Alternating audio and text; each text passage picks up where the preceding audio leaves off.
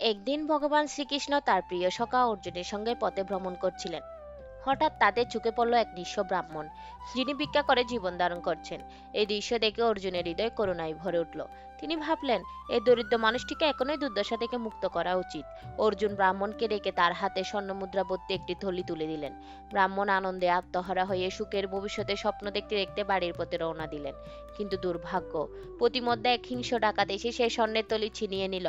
ব্রাহ্মণ আবার নিঃস্ব হয়ে ভিক্ষায় ফিরে গেলেন। পরদিন অর্জুন আবার তাকে একই অবস্থায় দেখে কারণ জিজ্ঞেস করলেন। সব কথা শুনে অর্জুনের আবার দয়া হলো। এবার তিনি ব্রাহ্মণকে দিলেন এক অমূল্য মণি। ব্রাহ্মণ সেই মণিটি চুরি হয়ে যাওয়ার ভয়ে নিজের পুরনো একটি জলের কলসির ভেতরে লুকিয়ে রাখলেন। কিন্তু সেদিনই তার স্ত্রী সেই কলসি নিয়ে নদীতে জল আনতে গিয়ে অজান্তে কলসিটি ডুবিয়ে দিলেন। কলসির তলা দিয়ে মণিটি বেরিয়ে নদীতে হারিয়ে গেল। আবার হতাশ ব্রাহ্মণ ভাগ্যকে দোষ দিতে দিতে ভিক্ষায় ফিরে গেলেন। সব শুনে অর্জুন গভীর হতাশায় শ্রীকৃষ্ণকে বললেন, প্রভু, মনে হয় এই ব্রাহ্মণের ভাগ্য খুবই খারাপ। আমার দেওয়া সোনা আর মণি কিছুই তার জীবন বদলাতে পারল না। শ্রীকৃষ্ণ মুচকি হেসে ব্রাহ্মণকে কাছে ডাকলেন এবং তাকে দিলেন মাত্র 2টি পয়সা। অর্জুন বিস্মিত হয়ে বললেন, প্রভু, এত সোনা মণি যেখানে কিছুই করতে পারল না, সেখানে এই 2টি পয়সা দিয়ে কি হবে?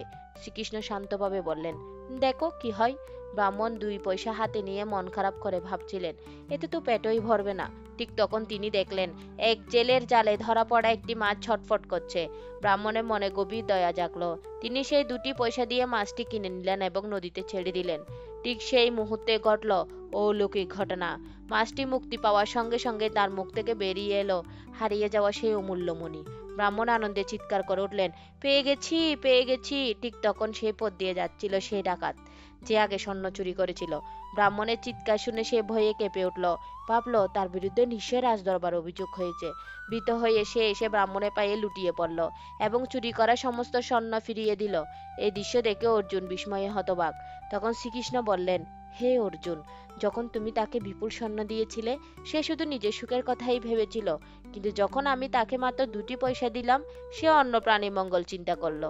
মনে রেখো, যখন তুমি অন্যের উপকার করো তখন তুমি ঈশ্বরের কাজ করো, আর তখন ঈশ্বর নিজেই তোমার সঙ্গে থাকেন। কারণ পরোপকারের চেয়ে বড় ধর্ম আর কিছু নেই। হরে কৃষ্ণ, রাধে রাধে।